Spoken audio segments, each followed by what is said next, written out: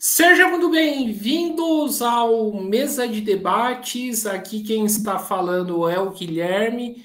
E vamos que vamos, pessoal, dar continuidade aqui na nossa programação da semana, conversando, debatendo aí sobre as lutas dos trabalhadores e fazendo um resgate histórico, né, das lutas que passaram, né, porque essas lutas que passaram para a gente do Mesa de Debates tem muito para ensinar aí, né, para os trabalhadores se organizar para as próximas lutas que virão, né? E um lugar que aconteceu bastante luta foi a General Motors de São José dos Campos, e uma luta aí da década de 70 foi alvo de um livro aí do nosso convidado, Moacir Pinto da Silva, né, que chama Ação e Razão dos Trabalhadores da General Motors, a história contada por quem a fez. Então, antes da gente começar a falar do livro, Moacir, eu peço para que você faça a sua apresentação inicial, fala quem é você, primeiramente, e queria que você também já estendesse para falar, né, do livro. Pois não, obrigado. Primeiro, a minha saudação, um agradecimento pela oportunidade desse espaço para falar de história, né, e da nossa história, né? E dizer que eu sou de origem rural, vim no interior de nasci no interior de São Paulo, me criei no ABC. No ABC, como vim para o ABC em 1957, eu fiz Senai, mecânica de automóvel no Senai, trabalhei fiz pela Volkswagen, né? O Senai era no Ipiranga, mas eu fiz pela Volkswagen, selecionado pela Volkswagen do Brasil, que é da sede em São Bernardo, e eu entrei na Volkswagen em 1º de janeiro, 3 de janeiro de 1963, com 13 anos e meio, e saí em outubro de 71, já quando eu já estava terminando o 1º ano da faculdade,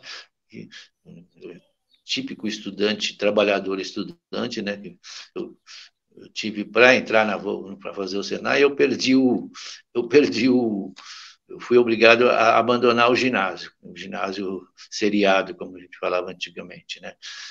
E aí, depois de um tempo, quando eu vi que eu não tinha a menor vocação para mecânica e o meu negócio era outro, né? Eu fui correr atrás desse outro, de procurar o que era esse outro. Aí eu fiz supletivo, né? Fiz o chamado Madureza naquele tempo do ginásio e do colegial, né? Do segundo nível médio, e entrei na faculdade e fui estudar ciências sociais, quer dizer, estudar sociologia, que mostrava. E nessa época eu trabalhava na mecânica na Volkswagen e trabalhava na engenharia da Volkswagen, nenhuma vocação.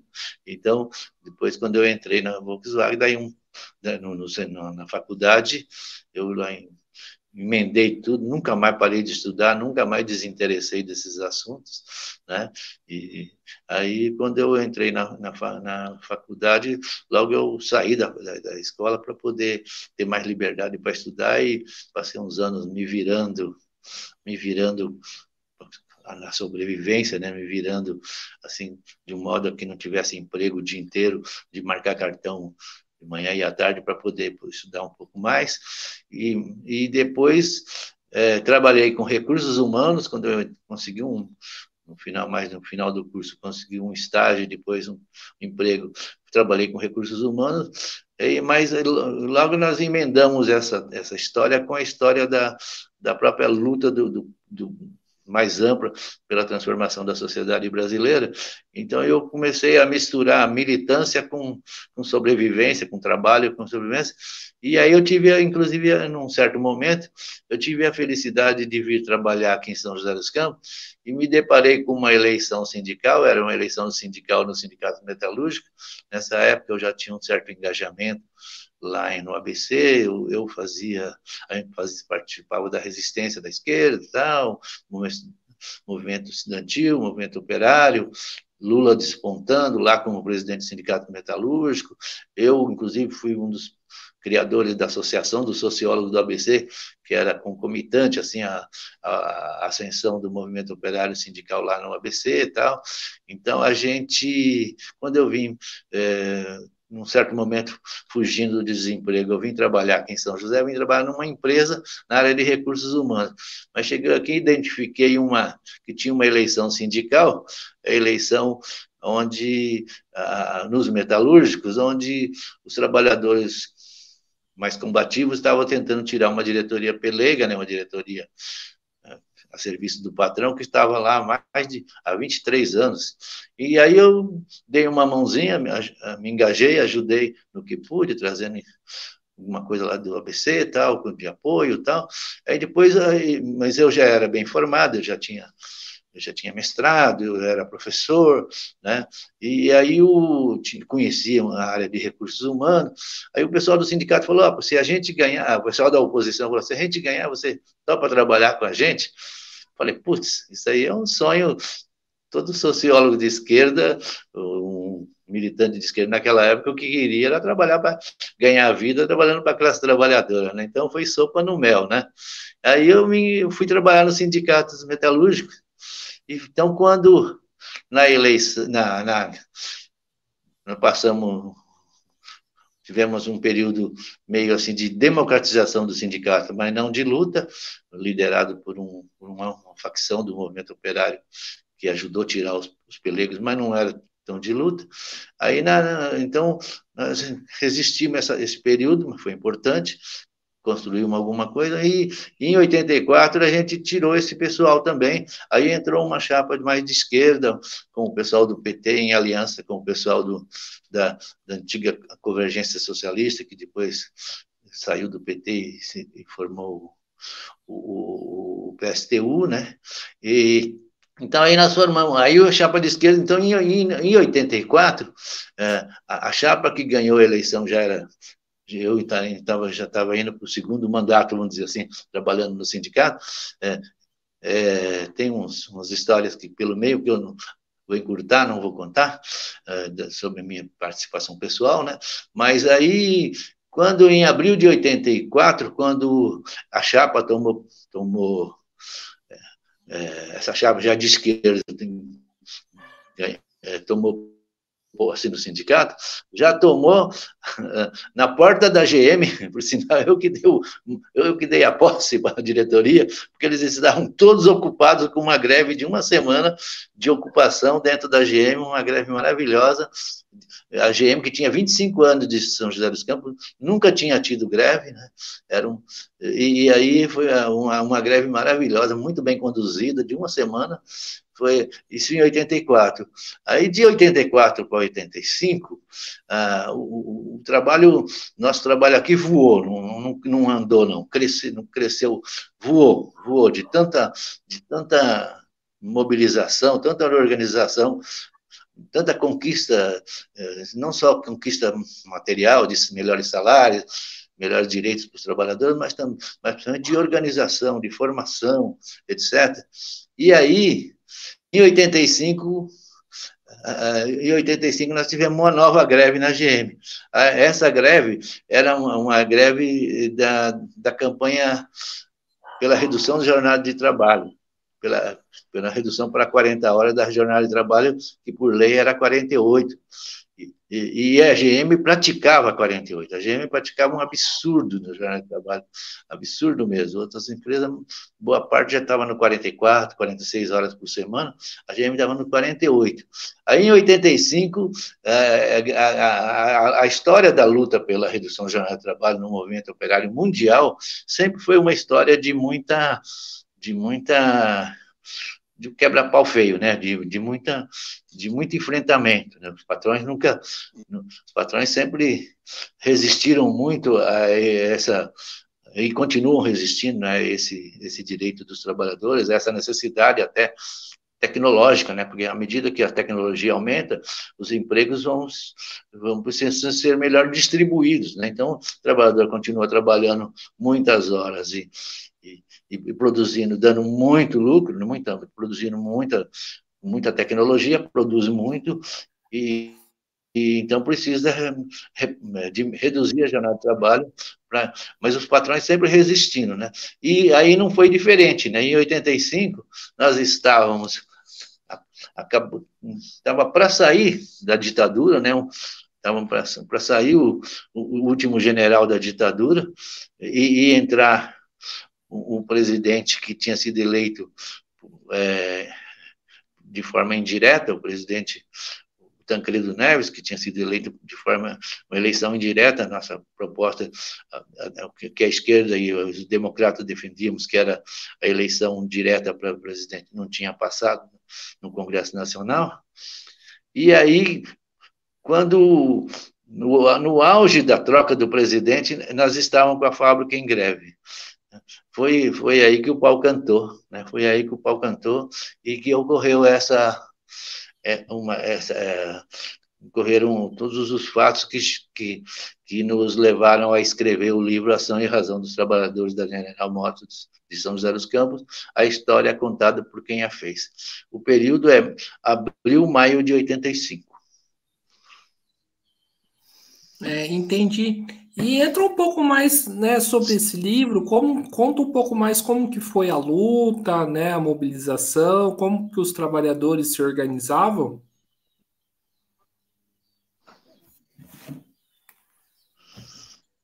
Então, você sabe que cada conjuntura e até em cada enfrentamento exige uma estratégia, exige um certo tipo de mobilização, etc., que depende de até onde você quer chegar e para que a mobilização, né? Por exemplo, quando você quer fazer uma mobilização para reajuste salário, às vezes não tem tanta necessidade de estar com tanta força acumulada. Mas no caso da luta pela redução da jornada de trabalho, a gente sabia que a boca era quente, né? A gente sabia que a gente, assim, o movimento, as lideranças sabiam, e inclusive nós eram os chamados metalúrgicos da CUT, então era ABC, que São Bernardo de Diadema era um sindicato, Santo André era outro, São Caetano era outro, São Caetano nunca esteve 100% com a gente, nunca foi da CUT, né?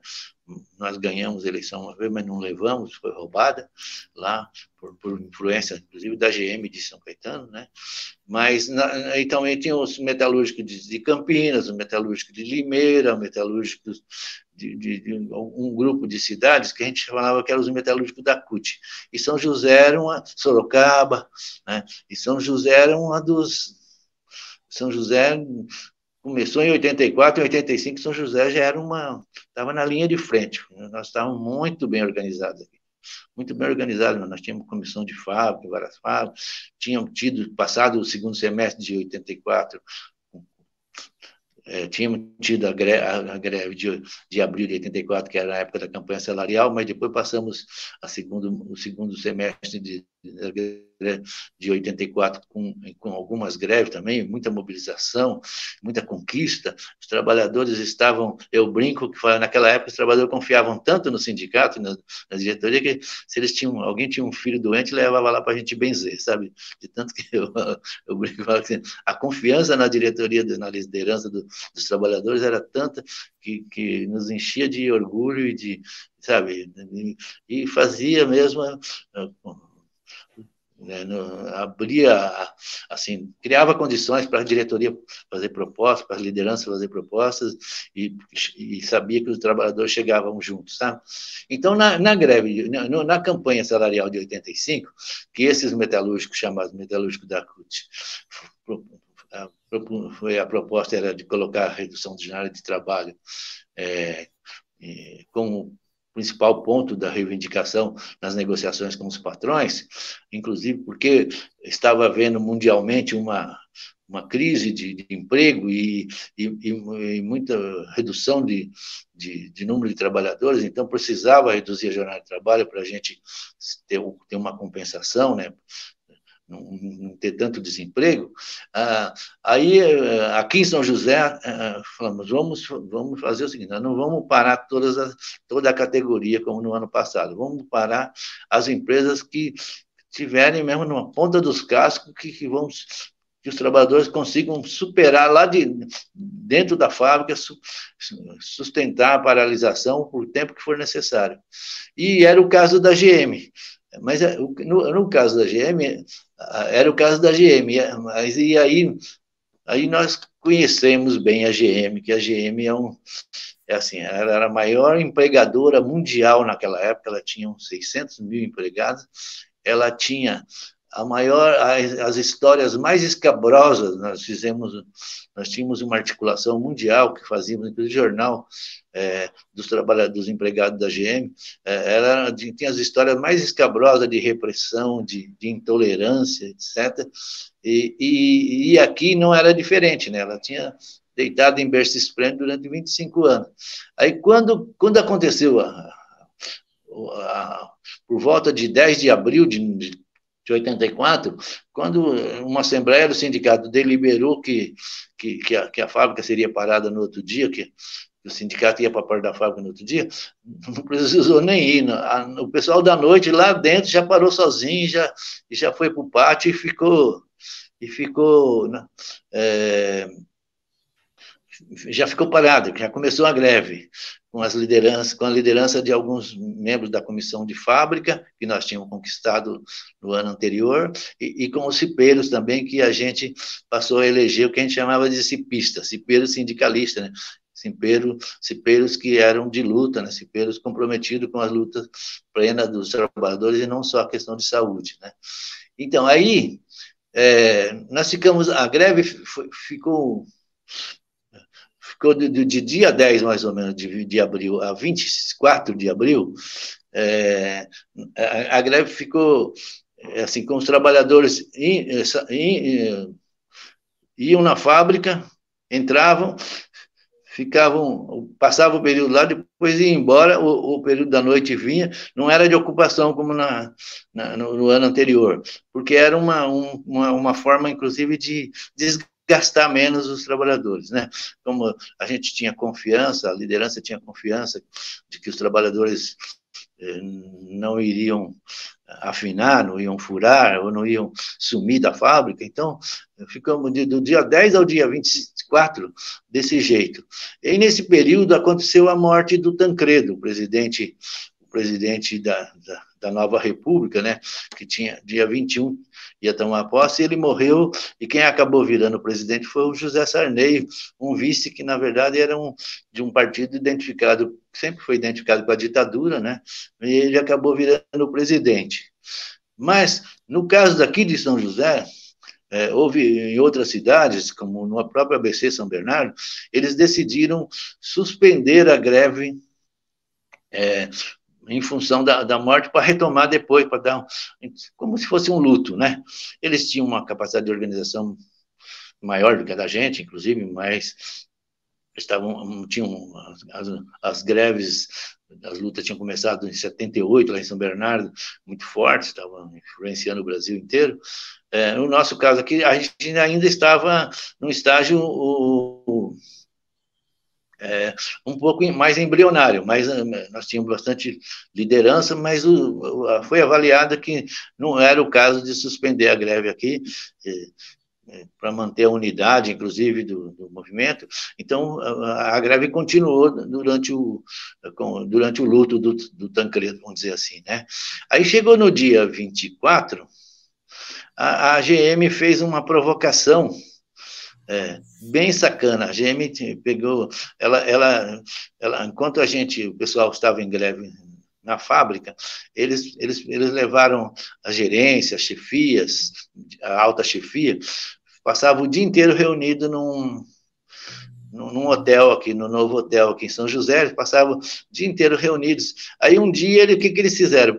Pegaram uns caras desses, no dia 24, pegaram uns caras desses, e eles foram lá para a fábrica e puseram num quadro de aviso, demitindo por justa causa 93, me parece, 80, era perto de 90 trabalhadores, os principais líderes, os mais queridos dos trabalhadores, fizeram claramente fazer uma provocação, e não tinha nenhum motivo judicial, nenhuma decisão judicial, alguma coisa que justificasse a demissão por justa causa de ninguém, e demitindo os 5 diretores do sindicato, que eram da GM, a comissão de fábrica inteira, a maioria dos cipeiros e mais alguns trabalhadores, quase todos que eram referência mesmo, as pessoas mais queridas dos trabalhadores, né?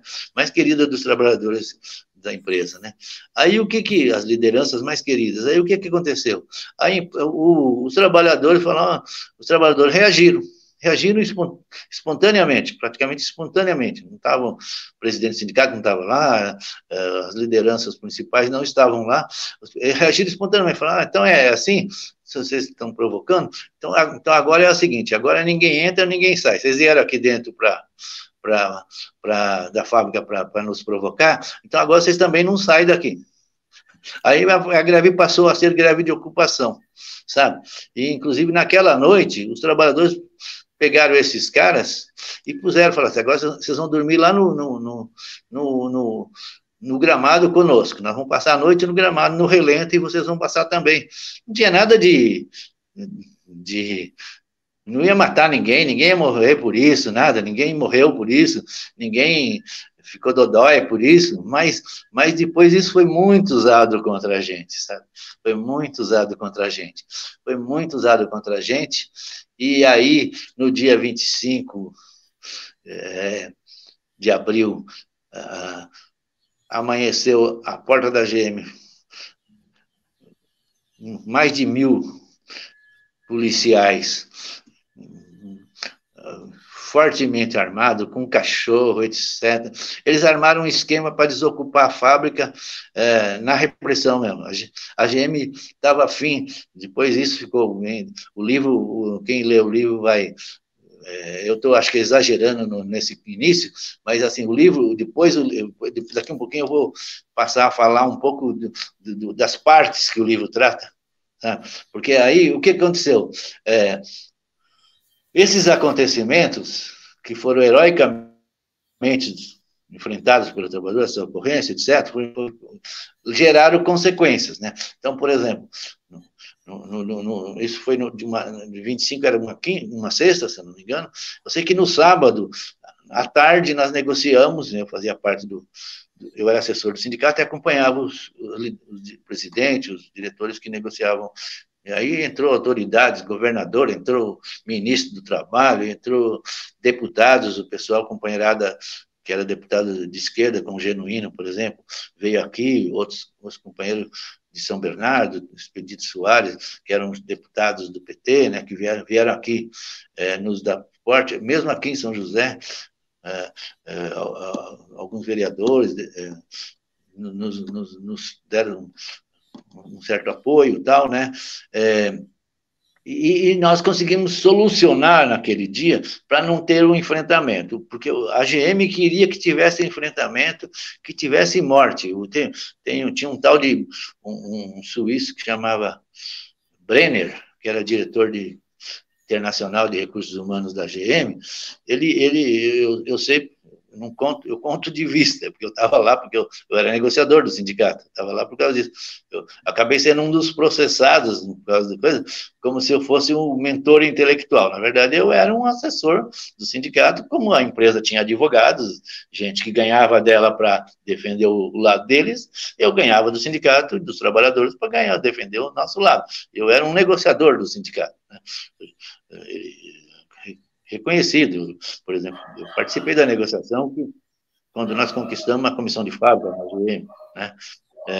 Então, a gente, aí, esse Brenner, esse isso mesmo, era isso, ele austríaco, não suíço, eu tinha esquecido, ele era austríaco.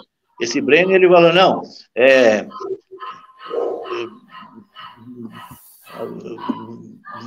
para reprimir, é para invadir a fábrica e é para tirar esse pessoal no pau. Mas vai morrer gente. Ele falou, se não morre hoje, morre amanhã. nós não vamos deixar barato, os trabalhadores não vão deixar barato, os trabalhadores vão reagir e a fábrica pode ter perdas por exemplo, pegar fogo na fábrica, o enfrentamento pode causar incêndio na fábrica. Não faz mal, isso aqui não é nem 5% do patrimônio mundial da GM, ele fala. Então ele queria, porque isso daí é interessante, eu sempre associo essa história com a história do terreno do Pinheirinho, aqui em São José, que aconteceu em janeiro de 2012. Sabe, quando a classe dominante, os dirigentes da classe dominante, principalmente de feição fascista, ou que estão propensos a certos posicionamentos históricos, que eles falam assim, tipo assim, a GM falou, era como falar assim, vocês aqui não passarão, aqui não, São José não vai ser um novo ABC, vocês não vão ter, nós não vamos deixar vocês terem vitória sindical aqui, como o ABC teve vitória sindical, que projetou Lula, etc. Isso foi muito praticado aqui em São José, acho que pela nossa história de ser região de muito domínio militar, de região CTA, etc. Uma história, São José é uma cidade que teve interventor durante a ditadura, não prefeito. Então, todas essas coisas pesaram nessa história. A própria igreja, por exemplo, quando o sindicato dos metalúrgicos caiu na mão da oposição, coincidência ou não, a Igreja Católica criou o bispado de São José dos Campos e colocou aqui um bispo que depois se revelou um fascista, sabe? Um bispo de direita, fascista. Então, que, por exemplo,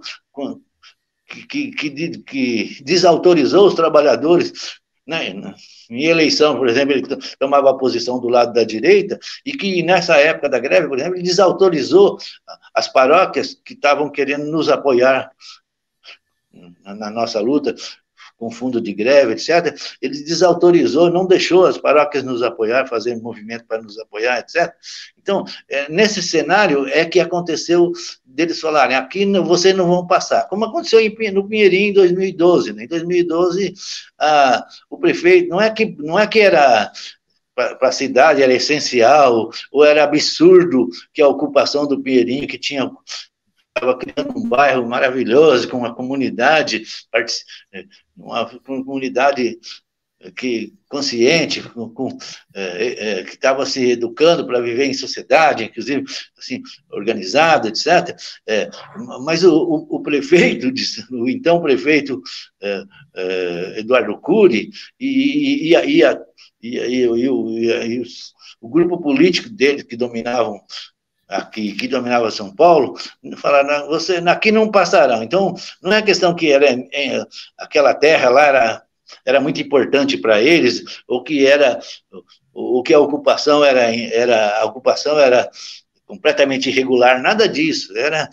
Era perfeitamente possível resolver negociadamente com o governo federal, com o governo estadual, e o pessoal ficar no Pinheirinho. Mas eles fizeram isso no Pinheirinho, como no caso de 85, eles fizeram na GM, de um jeito que é o seguinte, chegou uma hora, quando a greve, mesmo assim, a greve durou até 10 de maio, você vê, esses acontecimentos que eu estou falando são de 25 e 26 de abril. A greve ainda durou até 10 de maio, com os trabalhadores em casa, fora da fábrica. Nós conseguimos resistir até 10 de maio. Mas a situação estava tão pesada, e tudo contra os trabalhadores, imprensa, todos os segmentos da elite da cidade, etc., e muita calúnia, a justiça... o judiciário tratando a gente como se nós fôssemos bandidos perigosos, etc. Nós 33 fomos processados. Esse processo, o primeiro era porque quem mandou abrir, inclusive instaurar o inquérito, foi o governador do estado, que era um governador naquela época era MDB, mas que depois ele era da ala que depois virou PSDB, era o Franco Montoro, considerado humanista, democrata cristão, etc. Ele que mandou instaurar o inquérito, e e se a, e foi para então foi a princípio foi instaurado na justiça estadual que nós somos obrigados, o nosso advogado, doutor Luiz Eduardo Greenhalgh, conhecido, defensor, inclusive, de preso político, etc., na ditadura, ele falou, aqui o caso está feio, gente, vamos recorrer, e nós, aí entramos com recurso, e aí, olha você, foi uma conquista para nós tirar da justiça estadual e passar para a justiça federal, porque pelo menos que aqui o bairrismo, os juízes que eram daqui, viviam aqui, a justiça era assim, tinha lado já por afinidade, sabe, social até, ideológica e social, né? Então, nós vivemos tudo isso. Aí foi que, quando um trabalhador teve uma ideia, falou, puta, nós estamos isolados, nós estamos... Era um companheiro que era da comissão de fábrica da GM, um ferramenteiro, falou, nós estamos isolados, nós estamos, os caras estão levando a gente para o matadouro, né? O povo não acredita na gente, vamos estar olhando feio para a gente, achando que nós somos bandidos, né? Aí vamos, o que a gente faz? Vamos fazer um livro para contar a nossa história? Aí que nós fizemos esse livro foi, assim, coordenado por mim, nós formamos uma comissão no sindicato, uma comissão de trabalho, coordenada por mim, tinha mais 4 ou 5 trabalhadores que eram da GM, um era diretor, o outro era da comissão de fábrica, outro nem isso, né, era com trabalhador comum, coordenado por mim. Aí nós fizemos, durante um período, nós convidamos os companheiros que quisessem, que trouxessem a história da GM, do que eles tinham, como é que era a GM, para falar para a sociedade, como é que era a GM, aquela GM que estava se posando de vítima, que estava nos incriminando, etc., como é que era essa GM. Então, nós contamos, aí teve gente que trouxe pai, o avô, que conheceu a GM desde 1925, lá em São Caetano, etc., foi emocionante, sabe, foi emocionante, foi, assim, o brilho do conhecimento coletivo, sabe? Então, eu falo que eu não falo que eu sou o autor desse livro, eu falo que eu fui o coordenador do projeto, nós fizemos essa comissão que eu coordenava, nós fizemos um roteiro, né? Falamos, por que caminho nós vamos percorrer para dar uma estrutura para o livro. Então, por exemplo, eu vou dar até uma passadinha aqui, que eu não vou confiar na minha memória, vou dar uma passadinha aqui no índice para você ver, por exemplo, a primeira parte, a violência de cada dia na General Motors do Brasil. Então, os trabalhadores, falando, eles estavam acusando a gente de violento, então vamos mostrar como é que era a violência dentro da GM no dia a dia, certo? Então, falando assim, na GM existem 3 mundos, né? Tem 3 mundos existem na GM, o mundo da alta gerência, o mundo da chefia e o mundo da peãozada, né? Aí fala assim, nós falamos da violência da chefia, a violência da jornada de trabalho, que é uma jornada absurda, e exigência de hora extra, do chefe vai lá, o trabalhador, a mãe morreu, o chefe não liberar, falando, você vai ter que trabalhar, você tem que ficar aqui e fazer hora extra, sabe? E isso aqui nunca foi desmentido, sabe? Nunca foi desmentido, isso aqui foi tudo contado pelos trabalhadores. O livro, você folheando ele, você vai ver que tem muito depoimento, né? Tem muito depoimento pessoal do trabalhador, né? Então, essa é a primeira parte, a violência de cada dia na GM. A segunda parte essa violência pode acabar, história da nossa organização. Então, como que a partir de 1979, mas principalmente de 84 a 85, os trabalhadores começaram a se organizar para acabar com a violência. A terceira parte é a greve pelas 40 horas. Então, nós contamos os detalhes da greve.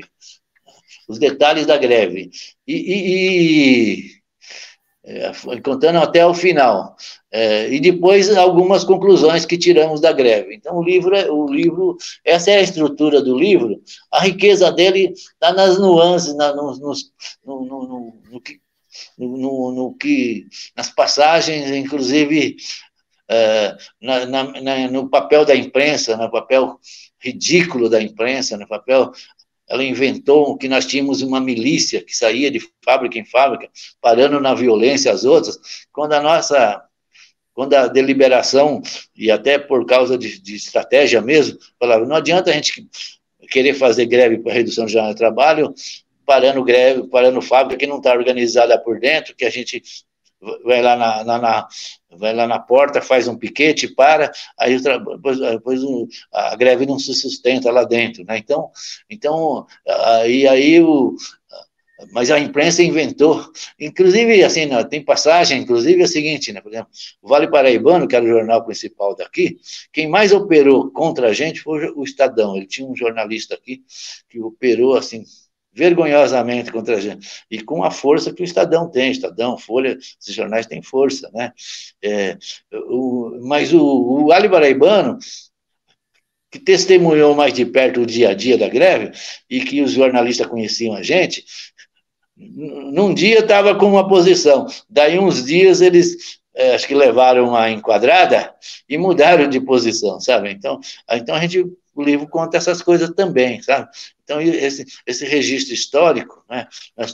Hoje em dia, nós estamos muito numa de falar que sociedade líquida, né, de coisa, não tem liquidez, não. A história não pode, a gente não pode esquecer a história nunca e nem ficar trabalhando só em cima de fatos atuais e individualista e às vezes identitário, de um identitarismo, às vezes, que acaba sendo nem todo identitarismo tem essa característica, mas às vezes assim acaba alimentando o reacionarismo e o individualismo e a dificuldade, inclusive, dos explorados, dos oprimidos se organizarem coletivamente e mais amplamente como classe para se defender, né? Não sei se você quer perguntar mais alguma coisa a respeito do conteúdo do livro ou se essa se você quiser, oi? Se você quiser entrar, né, nas páginas, né, dos trabalhadores contando como que era a vida na GM, pode entrar. Tem coisas emocionantes, demais até, né? Por exemplo, tem coisa emocionante do tipo dessa que eu falei, né? O trabalhador fala, eu presenciei o chefe chegar para o trabalhador e falar assim, não, sua mãe morreu, mas você não vou te liberar, não. E o cara engolir, sabe? Ele fala assim, inclusive ele contando, até falando, se fosse eu, não mandava puta que pariu. Outro caso de trabalhador contar que fala assim, que tinha trabalhador que sustentava o emprego dele na moral, assim, na força mesmo, falava assim, chegava pro chefe e falava, você é o bambambam aqui dentro, seu delegado é bamba na delegacia, mas nunca foi no samba, nunca viu Maria, né? Então, falava assim, você é bambambam aqui dentro, mas lá fora você é igual a mim. Se eu perder o emprego por sua causa, eu não sei o que vai acontecer com você, não, sabe? Depoimento de trabalhador contar, para falar, olha como é que era a tensão, nível de tensão, olha como é que era a questão da convivência dentro da GM. Por exemplo, a GM tinha 3 restaurantes, né? Então, eles falavam, olha como é... Inclusive, a gente coloca algumas fotografias tiradas de revista da própria GM mesmo, fotografias assim, mostrando como é que era o restaurante dos bacana. E outra, como é que era o restaurante da peãozada, sabe? Outra, tem histórias assim, vamos dizer, heróicas, assim, tipo lá assim, como é que foi que depois que os trabalhadores, do período que os trabalhadores começaram a se organizar, algumas mudanças que aconteceram, né? Eu participei de uma negociação inesquecível para a minha profissão de sociólogo e negociador sindical, né? Quando o sindicato entrou dentro da GM, vamos dizer assim, né, em 84, e nós fizemos, na primeira negociação que houve logo com ela, com a empresa, que aí nós conquistamos o direito, inclusive, de vez em quando sentar com a empresa para negociar certas questões, etc., certas pendências. Aí nós colocamos uma coisa que por lei era clara, até hoje é clara, transparente, que a empresa tinha que dar calçado de segurança, sapatos de segurança para os trabalhadores da produção, os trabalhadores que trabalhavam nas áreas que precisavam, né? E era, imagina, uma empresa, uma indústria de automobilística, ainda mais na época que era ainda tudo na base daquelas prensas antigas, daquelas máquinas antigas de torno e fresa, etc., fresadora, a GM tinha 2 fundições, né? Então, era óbvio que praticamente todo mundo precisava, que era operário, precisava tinha direito a calçado de segurança. Aí a GM, depois de um tempo, veio dar um retorno para a gente. Nós fizemos um estudo, certo? E concluímos que tem 2 trabalhadores que precisam de... Dois trabalhadores que têm direito precisam de sapato de segurança de acordo com o que a lei determina. Nós vamos dar. Aí... Então, essas provocações, né, sabe, claro que eles receberam na hora a resposta à altura, mas isso ilustra bem. Outra coisa que a GM, na tradição, inclusive, de uma empresa americana, a GM, os Estados Unidos, tradicionalmente, desde o começo do século XX, quando eles acabaram com o episódio do Sacco e Vanzetti, aqueles 2 trabalhadores, eles acabaram com o movimento sindical, no começo do século XX, eles acabaram com o movimento sindical, que tinha muita influência, inclusive, dos trabalhadores operários europeus que tinham vindo dos Estados Unidos, né? Eles acabaram na violência, inclusive no preconceito, porque muitos trabalhadores eram europeus, então falavam que eles eram anti-americanos, que eles não eram patriotas, né? E muita gente foi presa, muita gente morreu, né, nos Estados Unidos. Então, o crescimento dos Estados Unidos como grande império capitalista do século XX foi muito construído em cima do fato de que o sindicalismo nos Estados Unidos sempre foi manietado, foi controlado o sindicalismo livre, e só tinha o sindicalismo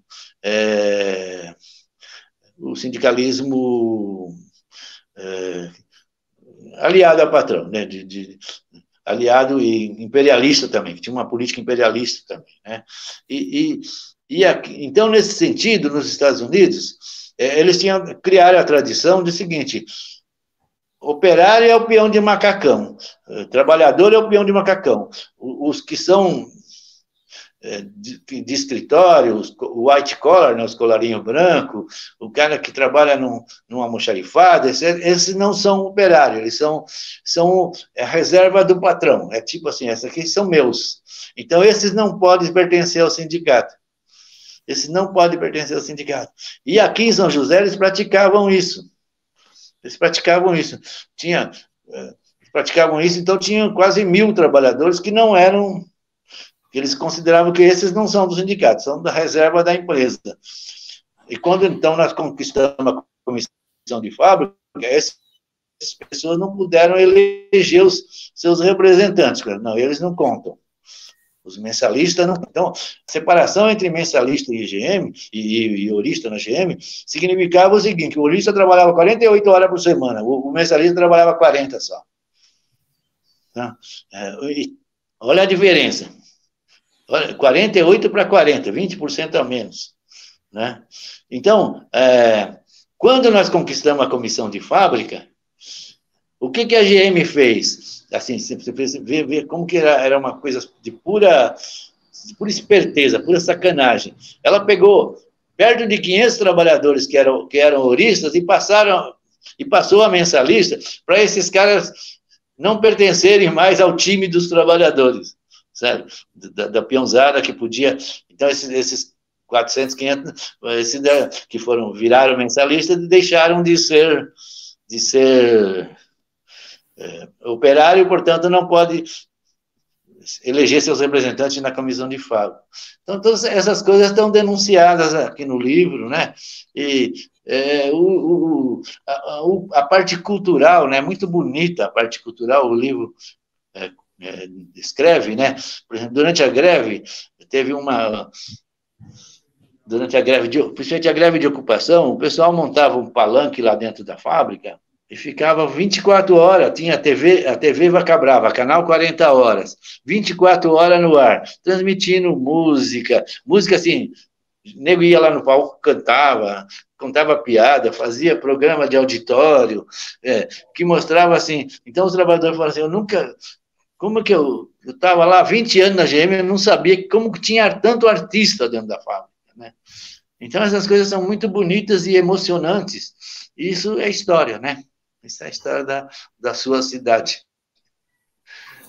Certo. E o Moacir, né? Vamos aí para a última pergunta, né? O papo, né? A conversa está muito boa, está muito bom aí de escutar aí a história e tudo mais. Fazer uma pergunta, né? Tentar ligar com os dias atuais. Quais são as lições que essas lutas, né? Deixam, né? Para a atual geração, né? E indo um pouco mais além, né? Você falou aí da luta pela redução da jornada de trabalho, né? Hoje a gente tem a luta, né, contra a escala 6x1, né?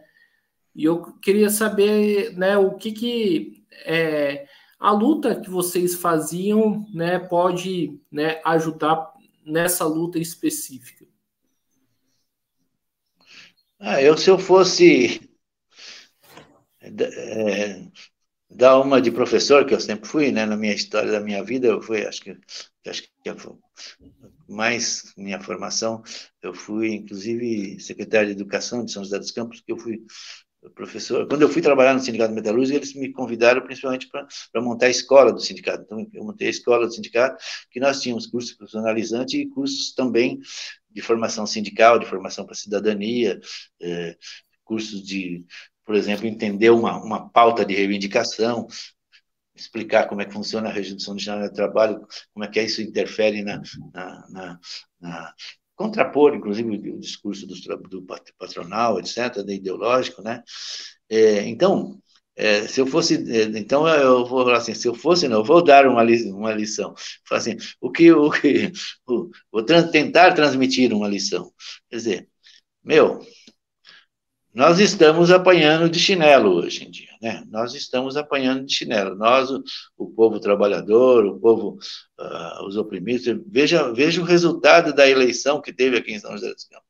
São José está sob hegemonia da direita e com nuances, e aí, às vezes, por exemplo, o Cury, que foi prefeito, era do PSDB, dá a impressão que ele é o mesmo cara que comandou o Pinheirinho, e que agora está com o Bolsonaro, né?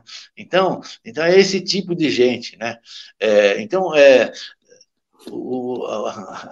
Eu acho que a lição que a gente deve tirar do lá de trás, fala assim, mas os tempos são outros, sim, a gente nunca jogou no nosso campo, a gente sempre jogou no campo do adversário, né? Na ditadura era a barra mais pesada até, né?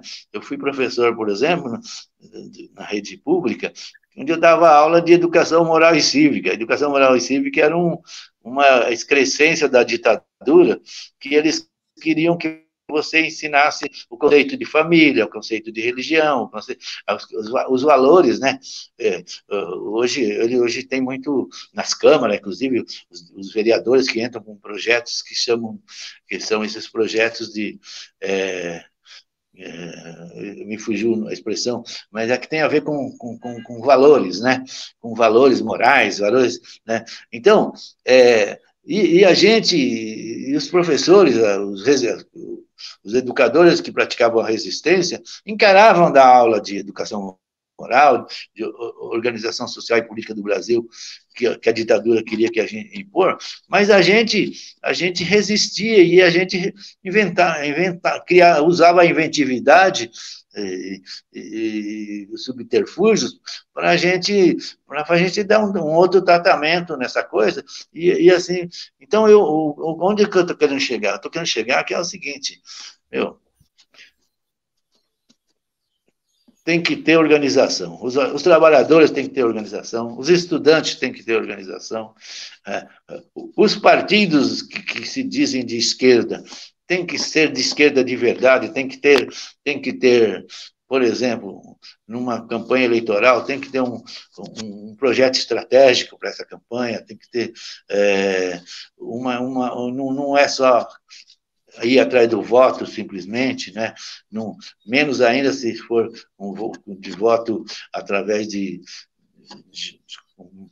mão de obra remunerada para fazer campanha.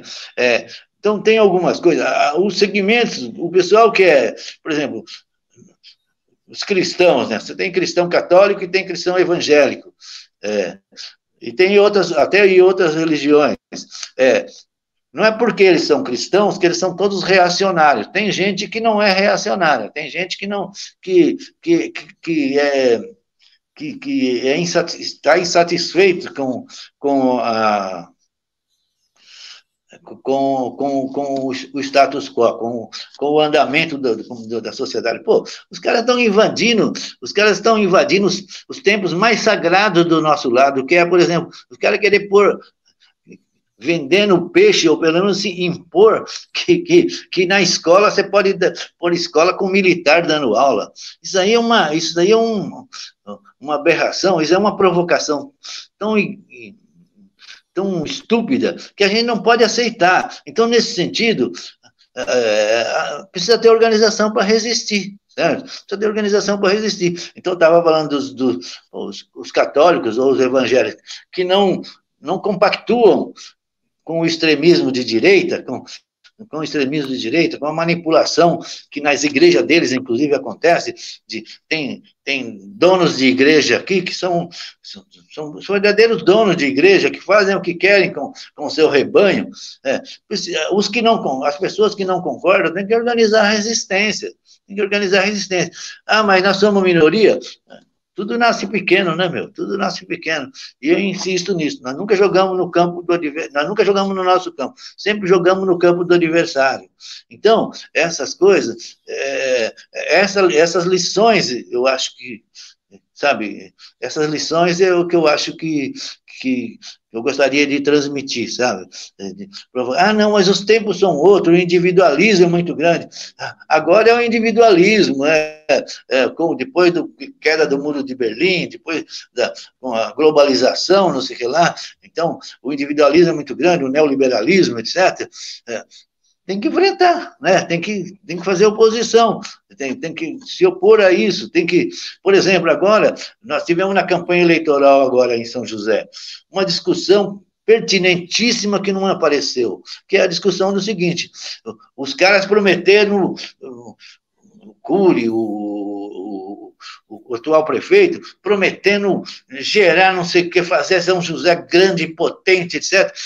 Nós temos que conter o inchaço da cidade, nós temos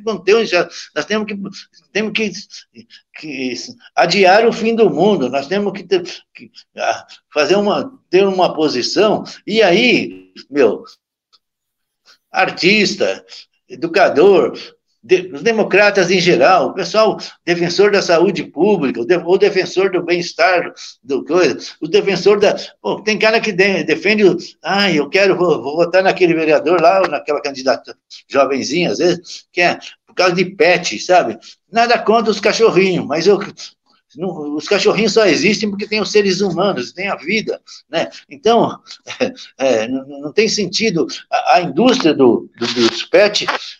A indústria das pet, eu não sou contra o cachorrinho, mas eu sou contra a indústria da pet, sabe? Então, essas coisas, será que é tão difícil de entender assim? Eu acho, então, é disso que eu estou, é nesse sentido que eu acho que nós temos que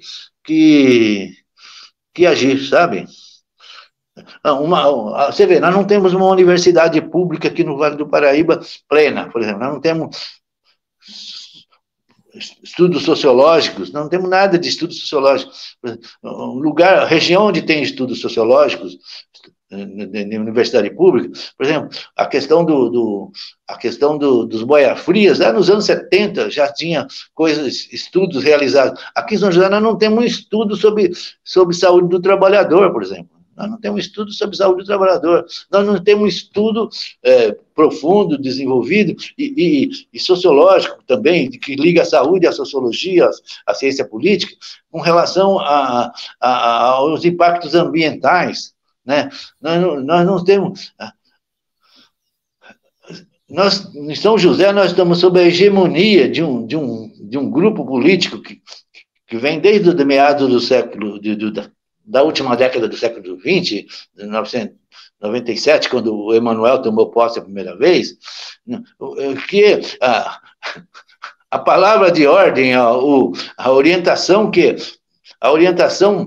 teórico-ideológica da educação municipal para as criancinhas, até na creche, é o empreendedorismo, sabe?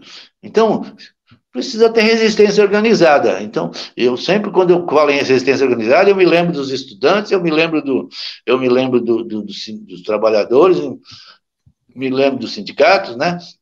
Me lembro dos cristãos, do pessoal de igreja progressista, os que são progressistas na igreja, porque aqui não tem igreja progressista, mas pode ter um braço, né? Pode ter um braço, pode rachar e criar um braço, né? Então, é um pouco por aí que eu vejo. E outra, artista, sabe? Esses dias eu me encontrei com um rapaz que é artista e que era candidato a vereador, em nome da cultura.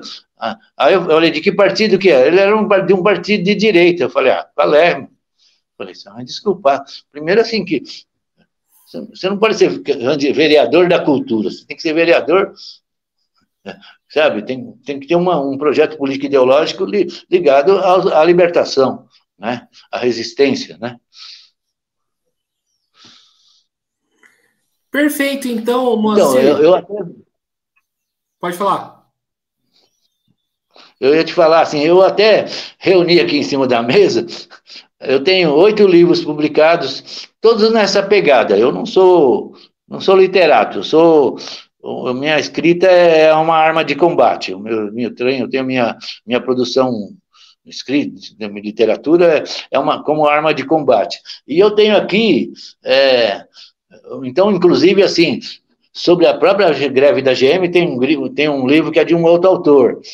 Então, eu tenho aqui eu tenho uns livros meus, que são com essa característica, mas também por exemplo, tem um grande escritor favelado de São José dos Campos, que é o J.B. Magalhães, que escreveu 2 livros sobre a favela de Santa Cruz, favela de Santa Cruz, que tem gente na cidade que nem sabe que ela existe. Bom, puta material, sabe? Puta material que precisa ser apropriado pelo pessoal que fala que fala que é progressista aqui, que se diz progressista, mas que não conhece, sabe?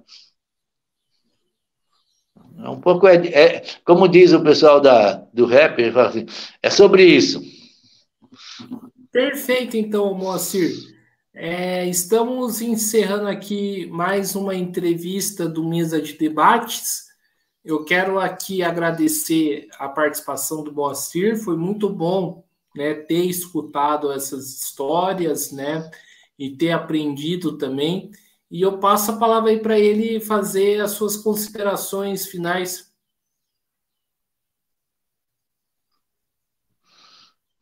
Então, eu me desculpa, eu tô assim, eu faz tempo que eu tô fora de forma, né? Faz tempo que eu não milito organicamente em nenhuma organização, nada, tal. Sempre me milito como pessoa, né? E então eu falo que eu sou um pouco cachorro sem dente, né? Porque não se você é dirigente de um partido, de um sindicato, você tem uma força para conduzir, né? A minha força é a minha palavra e são o meu material escrito e o material escrito que eu procuro trabalhar com ele dos meus amigos, dos companheiros de trajetória aqui na região, né? Então, esse material e esse Moacir está à disposição para continuar discutindo. Inclusive, eu te peço que depois você me passa, quando ficar pronta a edição dessa entrevista, eu repassar para os meus amigos e os conhecidos. Tem um pessoal que tem costume de me assistir, né? E aí, se isso contribuir para ajudar a circular ideias, né? Circular opiniões, e provocar debate, eu fico satisfeito. E agradeço muito, foi um prazer te conhecer. Maravilha, Moacir. Então, mais uma vez aqui agradecendo ao Moacir, também agradecendo a você que estiver nos assistindo. Peço aqui que se inscreva no canal Podcast Mesa de Debates de Tudo Um Pouco e acompanhe o nosso trabalho. Curta, compartilhe, comente aqui as nossas entrevistas, matérias e programas e siga a gente nas redes sociais. Nós estamos no Facebook, TikTok, Instagram e também no Quai. E quem puder, contribua aqui com o nosso Pix 385-007-02800 CPF. A programação continua. Um forte abraço e fui!